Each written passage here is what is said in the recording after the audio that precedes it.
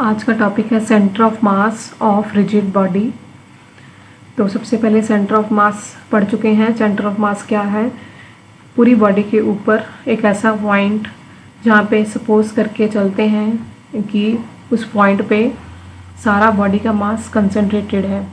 ये ज़रूरी नहीं कि सेंटर ऑफ मास बॉडी के ऊपर ही हो।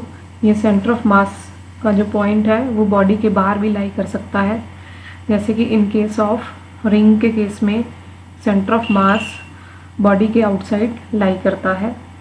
तो अब सेंटर ऑफ मास अब निकालना है आपने रिजिड बॉडी के केस में। तो रिजिड बॉडी कोई भी हो सकती है, टेबल, चेयर। रिजिड बॉडी का मतलब क्या था? जिसमें कॉन्स्टिट्यूएंट पार्टिकल्स का डिस्टेंस सेम रहता है एक्सटर्नल फोर्स अप्लाई करने पर। कोई भी बॉडी रिजिड बॉडी कहलाएगी अगर उनके कॉन्स्टिट्यूएंट पार्टिकल्स के बीच का डिस्टेंस हमेशा फिक्स रहेगा, चाहे आप बाहर से कोई एक्सटर्नल फोर्स अप्लाई करवा रहे हो उस बॉडी को। उसको कहते हैं rigid body. Example table, chair, sphere etcetera. Wooden block भी है, ऐसे कई एग्जाम्पल्स हैं। तो रिजिड बॉडी का आप सेंटर ऑफ मास अब फाइंड आउट करोगे तो उसके लिए देखिए, कंसिडर कीजिए आपके पास एक रिजिड बॉडी है, किसी भी शेप की है। इस रिजिड बॉडी का मास है let's say m is the mass of rigid body. अब सेंटर ऑफ मास जो है ना रिजिड बॉडी का, वो डिपेंड करेगा, ध्यान देना, डिपेंड करता है शेप ऑफ द बॉडी पे as well as distribution of mass, कि उसके अंदर पार्टिकल्स की डिस्ट्रीब्यूशन या मास की डिस्ट्रीब्यूशन कैसी है और उस बॉडी की शेप कैसी है। अलग अलग बॉडी शेप्स के लिए सेंटर ऑफ मास की पोजीशन अलग होगी। तो लेट्स से अब जो डिस्कस कर रहे हैं, रिजिड बॉडी का मास है m। अब रिजिड बॉडी, ये जो रिजिड बॉडी है कितने सारे कॉन्स्टेंट पार्टिकल्स से बनी है, very large number of particles. तो आपको मैंने पढ़ाया था कि जो सेंटर ऑफ मास की पोजीशन कैसे पता करते हैं। सेंटर ऑफ मास का पोजीशन वेक्टर आपने फाइंड आउट किया था जब आपने किया था centre of mass of 2 particle system. Let's say जब 2 पार्टिकल सिस्टम था तो वो आपने XY प्लेन में डिस्कस किया था वो सिस्टम। तो लेट्स से वो जो बॉडी है मान लो 2 पार्टिकल से बनी है सिर्फ अगर, तो 2 पार्टिकल्स के केस में सेंटर ऑफ मास की इक्वेशन आपको मिली थी that is m1 r1 plus m2 r2 upon m1 plus m2, ये आई थी कुछ। ये था position vector of center of mass 2 particles के केस में। ठीक है जी। यहाँ पे m1 एंड m2 क्या थे? Masses of these 2 particles. And r1 and r2 क्या था? r1 था position vector of mass m1, r2 था position vector of mass m2 upon sum of masses. तो अब यहाँ पे बात हो रही है, सिर्फ 2 पार्टिकल्स की बात नहीं हो रही, अब कितने सारे पार्टिकल्स की बात हो रही है। तो अब इस केस में यही वाली जो इक्वेशन है वो किस में चेंज हो जाएगी? RCM will be m1 r1 plus m2 r2 plus m3 r3 plus up to so on mn rn upon जितने भी पार्टिकल्स हैं उन सभी मासेस का sum m1 plus m2 plus m3 up to so on plus mn। मान लो ये first particle है, second particle, third, fourth, fifth, इसी तरह कितने सारे पार्टिकल्स हैं अप टू n पार्टिकल्स हैं। टोटल नंबर पार्टिकल्स कितने हैं? n। तो यही इक्वेशन चेंज हो गई n पार्टिकल्स के लिए। ठीक है जी। तो अब यहाँ पे r1 क्या है? Position vector of first particle. ठीक है जी। इसी तरह r2 होगा सेकंड पार्टिकल का, r3 होगा थर्ड पार्टिकल का पोजीशन वेक्टर, rn होगा nth पार्टिकल का पोजीशन वेक्टर। अब इस इक्वेशन को आप लिख सकते हो अकॉर्डिंग टू मैथमेटिकल फॉर्मूला। कि आप समेशन को कैसे लिख सकते हैं? m1 r1 plus m2 r2 को अगर जनरल फॉर्म में लिखना हो तो इसको लिखेंगे summation of mi ri vector upon, इसको लिखेंगे समेशन ऑफ mi। आई कहाँ से वेरी कर रहा है, 1 से लेकर, देख सकते हैं 1 से लेकर n तक, तो 1 to n, नीचे भी जो समेशन हो रही है मासेस की 1 से लेकर n तक, तो ये जनरल टर्म आ गई position vector of center of mass की। तो अब then it will be summation of i is equal to 1 to n mi ri vector. अब इस चीज़ को आप कैसे लिख सकते हो, ये है क्या, जैसे some of masses of all particles. अब अगर रिजिड बॉडी के सारे पार्टिकल्स के मासेस का सम अप कर दिया जाए तो आपको क्या मिलेगा, जो पूरी बॉडी का टोटल मास है वही, ये पूरी बॉडी का जो टोटल मास होगा रिजिड बॉडी का वो मिलेगा। तो summation of my will be total mass of the rigid body.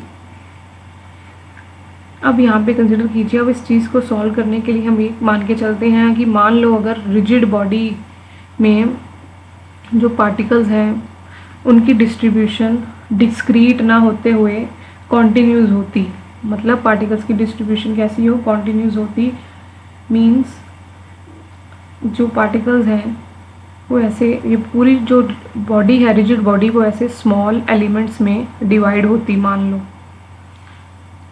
Her element का मास होता dm, ठीक है जी। क्या किया, कुछ नहीं किया, पूरी बॉडी को डिवाइड कर दिया है, पार्टिकल्स को इग्नोर करके क्या किया है, अब पूरी बॉडी को क्या कंसिडर किया है कि वो छोटे छोटे एलिमेंट से बनी है, ठीक है जी। और हर एलिमेंट का मास कितना है, dm, वेरी स्मॉल एलिमेंट्स हैं इसलिए हर एलिमेंट का मास रखा है dm, ठीक है जी। जो भी पार्टिकल्स हैं तो हर एलिमेंट का मास क्या है, dm।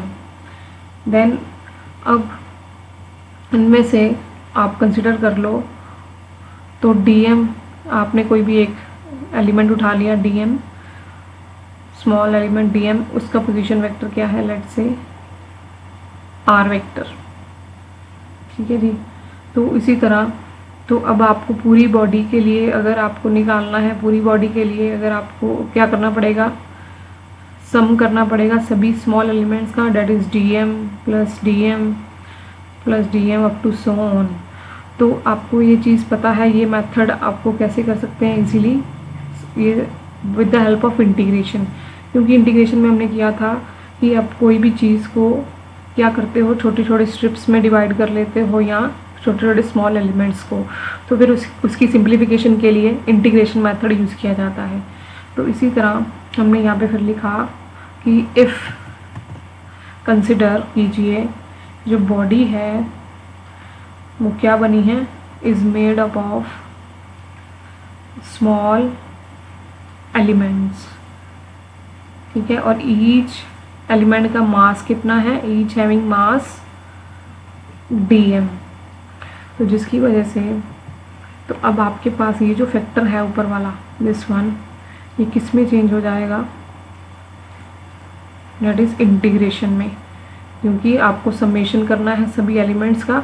तो ये कौन सा तरीका है, तो समेशन ऑफ ये जो समेशन है वो किस में चेंज हो जाएगा, इंटीग्रेशन में, इंटीग्रेशन ऑफ dm, ये चेंज हो जाएगा dm में, और dm का पोजीशन वेक्टर क्या है, r वेक्टर, ठीक है। तो अब integration of dm r vector क्या काम करेगा, जो सभी एलिमेंट्स हैं उन सभी का क्या करेगा, सम अप करके देगा हमें। इंटीग्रेशन क्या करेगा, हमें सभी ये जो dm एलिमेंट्स हैं उनका सम अप करके देगा with respect to their position vectors. तो आपको ये मिल गया, ये इक्वेशन मिल गई। देन यू विल हैव, अब RCM क्या थी, RCM क्या था, पोजीशन वेक्टर था किसका, सेंटर ऑफ मास का। ये आपकी रिजिड बॉडी है, तो लेट्स से जो सेंटर ऑफ मास अगर ये है तो ये होगा सेंटर ऑफ मास ये है मान लो, तो सेंटर ऑफ मास का क्या है, ये RCM, that is position vector. तो मान लो सेंटर ऑफ मास का पोजीशन वेक्टर आप कैसे लिखोगे, in terms of its coordinates लिखना पड़ता है। पोजीशन वेक्टर को लिखते हैं in terms of coordinates. Let's say यहाँ पे जो सेंटर ऑफ मास है उसके कोऑर्डिनेट्स हैं, that is XCM, YCM, ZCM। यहाँ पे आपने 3D सिस्टम लेना है। तो RCM के कोऑर्डिनेट्स क्या होंगे, XCM I cap plus YCM J cap plus ZCM K cap. ओके, और R वेक्टर क्या है, ये वाला R vector position vector of this small element DM, उसको भी लिख लेते हैं। R वेक्टर विल बी, लेट से ये जो DM है मास ऊपर जो मैंने लिखा था दिस वन, इसके कोऑर्डिनेट्स हैं X Y Z। तो R वेक्टर को कैसे लिखेंगे, दिस R वेक्टर को लिखेंगे फिर XI cap plus YJ cap plus ZK cap. अब इन दोनों को आप मेन इक्वेशन में पुट कर दीजिए, ये दोनों इक्वेशंस को ये वाली इक्वेशंस में डाल देना है। तो आपको मिलेगा XCM I cap plus YCM J cap plus ZCM K cap will be equal to integral of DM। R vector को लिखो XI cap plus YJ cap plus ZK cap upon capital M। ठीक है जी, तो अब इसको just simplification है, इनको अलग अलग करके लिखना है बस। इट इज इक्वल टू, अब इंटीग्रेशन हर किसी के साथ जोड़ दीजिए, DM XI cap upon M plus हर टर्म को सेपरेट कर देना है बस। DM ब्रैकेट ओपन हो रही है plus integral of DM ZK cap upon capital M। अब दोनों साइड, लेफ्ट हैंड साइड और राइट हैंड साइड को कंपेयर करना है। देखिए अब इसमें आई कैप का कोफिशिएंट ये है, इधर आई कैप का कोफिशिएंट क्या है, XCM। तो दोनों को इक्वेट करेंगे तो XCM की वैल्यू आपको मिलेगी integral of DM X upon capital M। इसी तरह यहाँ पे भी जे कैप का कोफिशिएंट क्या है, YCM। राइट हैंड साइड जे कैप का कोफिशिएंट क्या है, integral of DM Y upon M। Therefore YCM will be equal to integral of DM Y upon M। इसी तरह ZCM भी आ जाएगा, ZCM will be integral of DM Z upon capital M। ठीक है जी, तो आपको यहाँ पे क्या मिल गया, जो सेंटर ऑफ मास के कोऑर्डिनेट्स थे उनका पता चल गया। ठीक है जी, देन अब इसकी आप एप्लीकेशन करोगे, सेंटर ऑफ मास निकालोगे, इसका centre of mass of thin road का निकालोगे।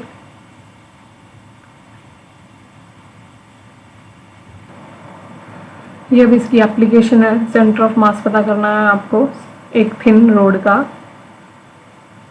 देन इट विल बी, देखिए कंसिडर कीजिए आपके पास एक रॉड है, दिस वन, एक यूनिफॉर्म रॉड है, ये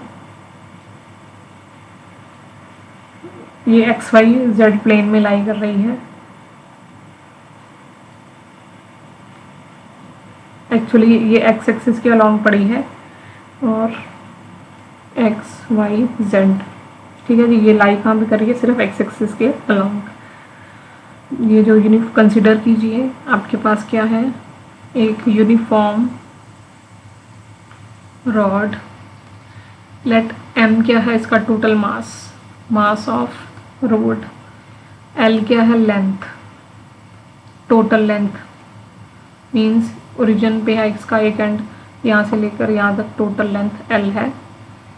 तो मास पर यूनिट लेंथ क्या होगा, मास पर unit length of rod will be M upon L।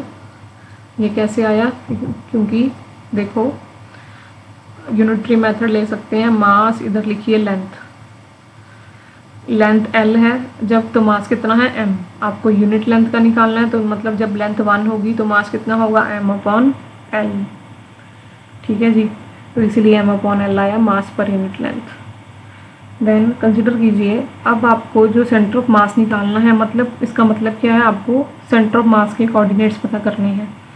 जो ये जो रॉड है इसका सेंटर ऑफ मास कहाँ लाई कर रहा है वो आपको पता करना है, मीन सेंटर ऑफ मास के कोऑर्डिनेट्स पता करने हैं जो कि कहाँ पे है। तो लेट से तो इसके लिए आपको फिर से वही करना पड़ेगा। ये क्या है, एक रिजिड बॉडी है, ये जो है थिन रॉड क्या है, एक रिजिड बॉडी है। तो रिजिड बॉडी का सेंटर ऑफ मास कैसे निकालते हैं ये अभी हमने पीछे पढ़ा था डेरिवेशन में। तो इसके लिए क्या करना पड़ता है, आपको इस रॉड को छोटे छोटे स्मॉल एलिमेंट्स में डिवाइड करना पड़ेगा और हर एलिमेंट का मास होगा dm। ठीक है जी, हर एलिमेंट का इसी तरह मास होगा dm, छोटे छोटे एलिमेंट्स में डिवाइड करना पड़ेगा। तो कंसिडर कीजिए, आपने कंसिडर कर लिया कोई भी एलिमेंट कहीं पे भी, लेट से ये वाला मैं कंसिडर कर रही हूँ एक एलिमेंट, दिस वन, ये है आपके पास, this one is a small element. क्योंकि जो रॉड है वो कितने सारे स्मॉल एलिमेंट से बनी हुई है, तो ये जो स्मॉल एलिमेंट कंसिडर कर लिया है मैंने, इस स्मॉल एलिमेंट का मास कितना है dm, क्योंकि स्मॉल एलिमेंट है तो मास भी स्मॉल होगा dm। और इस स्मॉल एलिमेंट की लेंथ कितनी है dx क्यों रखी, क्योंकि जो रोड है वो एक्स एक्सिस पे लाई कर रही है, तो लेट से उसकी स्मॉल लेंथ क्या होगी dx के बराबर, मास होगा dm के बराबर। ठीक है, तो अब इस स्मॉल एलिमेंट का मास पर यूनिट लेंथ क्या होगा, मास पर unit length of small element of rod. पहले ये पूरी रॉड का निकाला था मास पर यूनिट लेंथ, जो कि था मास अपॉन लेंथ। इसी तरह इस स्मॉल एलिमेंट का क्या होगा, ऑब्वियसली उस small mass upon small length D. ठीक है जी, इससे कंपेयर करके लिख दिया जस्ट। तो अब है क्या, ये दोनों सेम होंगे पूरी लेंथ, क्योंकि ये भी मास पर यूनिट लेंथ है, ये भी मास पर यूनिट लेंथ है, तो मास पर यूनिट लेंथ पूरी रॉड का आप इक्वेट कर सकते हो स्मॉल एलिमेंट वाले मास पर यूनिट लेंथ के साथ dm अपॉन dx। यहाँ से आप dm की वैल्यू निकाल लीजिए, dm will be cross multiply करके dm will be mass upon length into dx। इसको नंबर दो 1। अब कंसिडर कीजिए जो सेंटर ऑफ मास है वो कहाँ लाई कर रहा है, कहीं पे भी हो सकता है। ये रॉड है आपकी, दिस वन इज रॉड, जो सेंटर ऑफ मास है वो कहीं पे भी हो सकता है। लेट्स से सेंटर ऑफ मास के जो कोऑर्डिनेट्स हैं वो किसके बराबर हैं, अब कोऑर्डिनेट्स यहाँ पे कहीं होंगे अलोंग एक्स एक्सिस के अलोंग, तो एक्स एक्सिस पे अलोंग कहीं पे भी होगी सेंटर ऑफ मास की पोजीशन आपको पता है, तो कोऑर्डिनेट्स क्या होंगे, लेट्स से कोऑर्डिनेट्स क्या होंगे एक्स सी एम कॉमा 0, क्योंकि रॉड लाई कर रही है एक्स एक्सिस पे, तो आपको पता है एक्स एक्सिस पे कोऑर्डिनेट्स कैसे लेते हैं। एक्स एक्सिस पे अगर कोऑर्डिनेट्स लेने हो तो कैसे होते हैं, एक्स एक्सिस का कोई पॉइंट कॉमा 0, क्योंकि एक्स एक्सिस पे हमेशा वाई क्या होता है 0। रॉड ही सिर्फ एक्स एक्सिस पे लाई कर रही है तो वाई कोऑर्डिनेट क्या आएगा 0 और जेड कोऑर्डिनेट भी 0 आएगा। ठीक है जी, तो आप ऐसे लिख सकते हो जेड कोऑर्डिनेट भी 0 होगा। तो आपको मतलब पता क्या करना है, सिर्फ अब ये एक्स सी एम की वैल्यू पता करनी है। ये आपने अभी पिछले टॉपिक में निकाला, एक्स सी एम की क्या इक्वेशन होती है, integral of X D M upon total mass M. ठीक है जी, तो बस अब आपको जस्ट वैल्यू पुट करनी है और इंटीग्रेशन कर देनी है। Integral of X into D M क्या है, डी एम अभी ऊपर निकाला, डेट इज़ ये वाला, ये यहाँ पे डाल दो M upon L into D x. ठीक है जी, then you will have upon M. देन यहाँ से आपके पास जो m है वो तो कैंसिल आउट हो रहा है, ये वाला m यहाँ से कैंसिल आउट हो जाएगा, आपको मिलेगा x upon L into D x. ठीक है जी, x upon L into D x. Then 1 upon l भी कांस्टेंट है, तो इंटीग्रेशन होगी सिर्फ x dx की। अब यहाँ पे देखो x की लिमिट्स पता करनी है। x है क्या था, लेंथ थी रोड की स्मॉल लेंथ। ठीक है जी, ये dx थी स्मॉल लेंथ। अब लेंथ की लिमिट क्या हो सकती है, मिनिमम लेंथ क्या है रोड की 0 और मैक्सिमम क्या है l। तो यहाँ पे dx की जो लिमिट्स होंगी वो होंगी 0 to l। इंटीग्रेशन करनी है तो इंटीग्रेशन में जो dx की वेरिएशन देखते हैं, तो minimum limit, minimum length 0, maximum length l। ठीक है जी। तो ये आपके पास x कोऑर्डिनेट आ जाएगा सेंटर ऑफ मास का 1/L। अब इंटीग्रेशन करते हैं, फॉर्मूला लगेगा x raise to power n into D x, जो कि होता है x raise to power n+1/n+1। तो अब यहाँ पे आपके पास x की पावर 1 है, x की पावर 1 है, तो अब n को रिप्लेस कर दो 1 से, तो आपको क्या मिलेगा 1+1/1+1, x की पावर 2/2। तो यहाँ पे मिलेगा x की पावर 2/2। अब बस लिमिट पुट कर देंगे, तो XCM विल बी 1/L। ये 2 को बाहर ले आओ तो मिलेगा L² माइनस 0।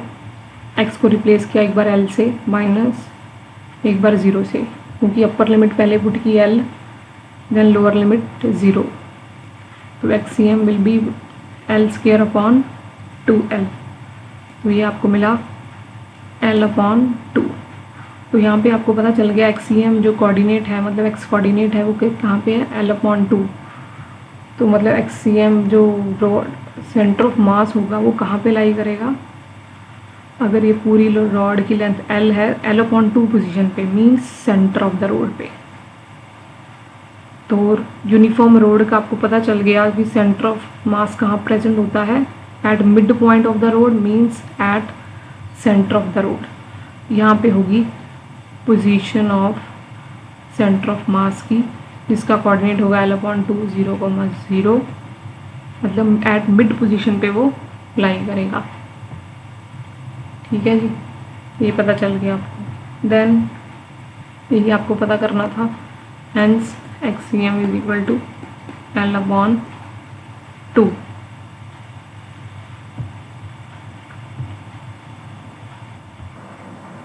इसके बाद एक केस है, केस यही है कि लेट्स से कंसिडर कीजिए कि जो आपकी जो रॉड है वो पहले कैसे पड़ी थी, उसका जो ओरिजिन था, एक एंड जो रॉड का था वो ओरिजिन पे लाई कर रहा था। लेट्स से अब जो रॉड है वो कुछ ऐसी पड़ी है, ये x है, y एक्सिस, ये z एक्सिस। लेट्स से अब जो रॉड है वो कुछ ऐसी पड़ी है, ऐसे पड़ी है, मीन्स अब उसका जो मिड है रॉड का वो ओरिजिन पे लाई कर रहा है। तो अब इस केस में सेंटर ऑफ मास क्या होगा, तो अब इस केस में रॉड की जो टोटल लेंथ है वो तो L है, तो अब क्या होगा, मिड पोर्शन है ना ओरिजिन पे, तो इतना पोर्शन L/2 होगा, ओरिजिन के राइट हैंड साइड पे L/2, इधर भी L/2, क्योंकि जो मिड पोर्शन है वो ओरिजिन पे लाई करेगा, तो राइट साइड वाला पोर्शन जो बचा वो भी L/2 होगा, और इधर लेफ्ट साइड वाला पोर्शन भी L/2 होगा, और टोटल लेंथ L। ठीक है जी। तो अब इस केस में आप जो इंटीग्रेशन करोगे, इस केस में भी वही सेम प्रोसेस रिपीट होगी, बस यहाँ पे चेंज आ जाएगा, दैट इज लिमिट्स में। तो आपको क्या मिलेगा 1/L x² जो है ना, XCM 1/L x²/2। इसकी जस्ट लिमिट्स चेंज हो जाएंगी, पहले 0 to L ली थी, अब लिमिट होंगी -L/2 से +L/2। क्योंकि आप यहाँ पे देखिए इस लाइन के ऊपर, इस लाइन के ऊपर अगर आप देखें तो ये जो पॉइंट होगा वो क्या होगा, L/2, 0, ये होगा ये वाला दिस वन -L/2, 0।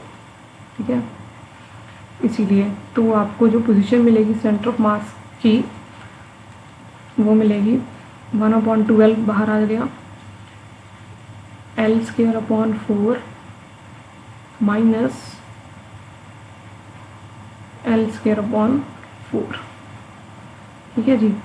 तो सेंटर ऑफ मास की पोजीशन क्या मिली आपको, देखो अपर लिमिट पुट की माइनस लोअर लिमिट पुट की, तो सेंटर ऑफ मास की पोजीशन मिलेगी L²/4 minus L²/4 will be 0। तो यहाँ पे वही से सेम करेक्ट रिजल्ट मिला, मतलब जो सेंटर ऑफ मास होगा वो कहाँ पे लाई करेगा, ओरिजिन पे। ओरिजिन कहाँ पे, अब कहाँ पे लाई कर रहा है, that is centre of the road पे। ठीक है जी। तो तब भी यहाँ पे रिजल्ट जो है वो वेरीफाई हो गया। ठीक है जी, ओके।